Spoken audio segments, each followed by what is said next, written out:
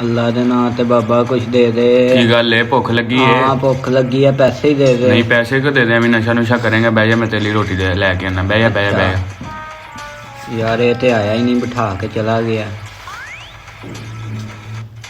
ਅੱਲਾ ਦੇ ਨਾਂ ਤੇ ਬਾਬਾ ਕੁਝ ਦੇ ਦੇ। ਭੁੱਖ ਲੱਗੀ ਤੈਨੂੰ? ਹਾਂ ਚੱਲ ਬਹਿ ਜਾ, ਮੈਂ ਲੈ ਕੇ ਆਣਾ ਤੇਰੇ ਵਾਸਤੇ ਪੈਸੇ ਹੀ ਦੇ ਦੇ। ਨਹੀਂ ਨਹੀਂ ਪੈਸੇ ਨਹੀਂ, ਰੋਟੀ ਲੈ ਕੇ ਆਣਾ। ਤੈਨੂੰ ਭੁੱਖ ਲੱਗੀ ਹੈ ਨਾ, ਚੱਲ ਬਹਿ ਜਾ ਆਣਾ ਮੈਂ। ਯਾਰ ਇਹ ਵੀ ਨਹੀਂ ਆਇਆ, ਬਿਠਾ ਕੇ ਚਲਾ ਗਿਆ।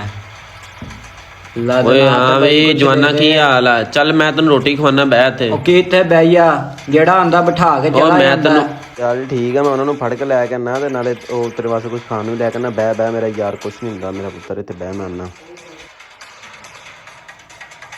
ਯਾਰ। ਤੁਸੀਂ ਮੈਨੂੰ ਗੱਲ ਸੁਣੋ ਦੋਨੋਂ, ਜਿਹਨੇ ਵਿਚਾਰੇ ਫਕੀਰ ਨੂੰ ਤੰਗ ਕਰਕੇ ਆਏ ਜੀ, ਇਦਾਂ ਤਾਂ ਨਹੀਂ ਕਰਨਾ ਚਾਹੀਦਾ ਯਾਰ। ਕੋਈ ਇਦਾਂ ਕਰਕੇ ਆਂਦਾ ਯਾਰ ਅਸੀਂ ਇਹਨੂੰ ਹੌਸਲਾ ਦੇ ਕੇ ਤੇ ਬਾ ਕੇ ਆਏ, ਐਵੇਂ ਖੜਾ ਸੀਗਾ ਤੇ ਨਾ ਥੱਕ ਗਿਆ ਸੀਗਾ। ਬਹਿ ਜਾਏਗਾ, ਸਕੂਨ ਹੋਏਗਾ ਉਹਨੂੰ।